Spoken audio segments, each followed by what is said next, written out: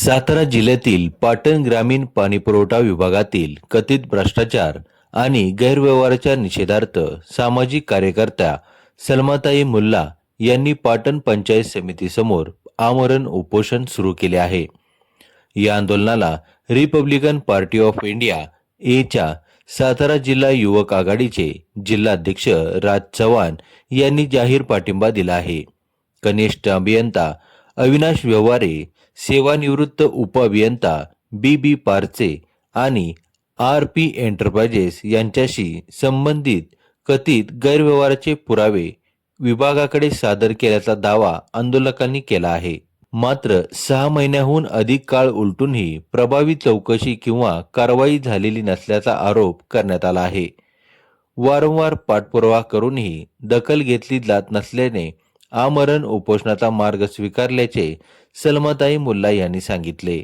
दरम्यान या तक्रारीची निष्पक्ष चौकशी करून दोषींवर तातडीने कायदेशीर आणि प्रशासकीय कारवाई करावी, तसेच आंदोलकांशी चर्चा करून तोडगा काढावा अशी मागणी राज चव्हाण यांनी केली आहे. या प्रकरणाची प्रशासनाकडून काय दखल घेतली जाते आणि 15 ऑगस्ट या दिवशी उपोषणावर बसलेल्या सलमाताई मुल्ला यांच्या उपोषणावर कोणता तोडगा निघतो याकडे आता सर्वांचे लक्ष लागले आहे. जय भीम जय शिवराय. सलमा मॅडम यांनी आज जे 15 ऑगस्ट रोजी जे उपोषणाचा जो निर्णय घेतलेला आहे, त्या निर्णयाची खरं तर पहिल्यापासून संबंधित प्रशासकीय यांनी दखल घेतली पाहिजे होती. पण त्यांनी तसं न करता फक्त त्यांनी कागदपत्री माणसांची दिशाभूल करण्याचं काम केलेलं आहे. या संपूर्ण प्रकरणाची शहानिशा करूनच आम्ही रिपब्लिकन पार्टी ऑफ इंडिया हे माननीय राष्ट्रीय अध्यक्ष दीपक भाऊ निकाळजे, माननीय महासचिव दादासाहेब ओवाळ, तसेच कैलासभाऊ जोगदंड प्रदेशाध्यक्ष, तसेच बाळासाहेब पवार महाराष्ट्र संघटक यांनी सगळ्यांनी मिळून या प्रकरणाची चौकशी करून सामाजिक कार्यकर्ते आमच्या ज्या उपोषणाला बसलेले आहेत त्यांना जाहीरपणे पाठिंबा दिलेला आहे.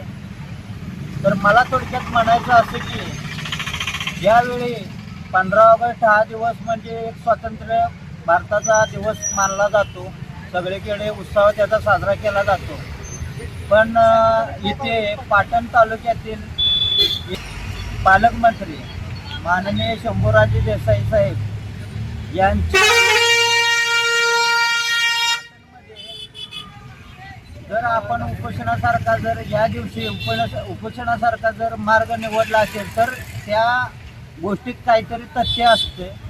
त्यामुळे त्यांनी या प्रकरणाची सखोल चौकशी करून या प्रकरणाला कशी योग्य न्याय देण्याचं काम त्यांनी करावं आणि आगामी काळात तसं न झाल्यास रिपब्लिकन पार्टीतर्फे आम्ही या संपूर्ण घटनेचा निषेध तर करतोच, पण संबंधित ठेकेदार जी काळ्या यादीत टाकून सुद्धा त्यांनी जो फसवणुकीच्या मार्गाने सगळ्यांची मिलीभगत जे अधिकारी असतील त्याला पाठबळ पुरवणारे अधिकारी तसेच संबंधित कर्मचारी यांच्यावर गुन्हा दाखल झाला पाहिजे, या आमची प्रमुख मागणी आहे. त्यासाठी रिपब्लिकन पक्ष हा रस्त्यावर उतरून ताईंना पाठिंबा देण्याचे कार्य करणार आहे. धन्यवाद.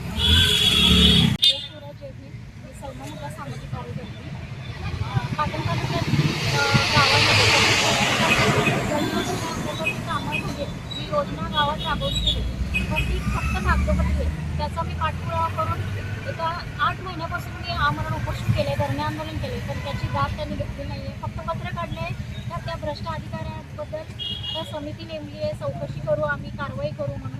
आतापर्यंत त्यांच्यावर काही कारवाई झालेली नाही.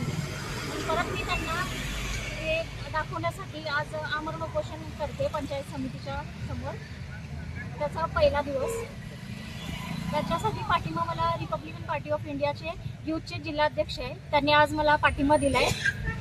तुमच्या मागण्या काय आहेत? माझ्या मागण्या कारवाई तुम्ही केली नाही, फक्त कागदोपत्री आहे. मला ती प्रत्यक्षात कारवाई करा, त्या अधिकाऱ्यांना बडतर्फ करा, चौकशी लावून योग्य ती कारवाई करून मला दाखवा. मी याच्यावर प्रवृत्त होईल. अधिकारी कोण आहेत?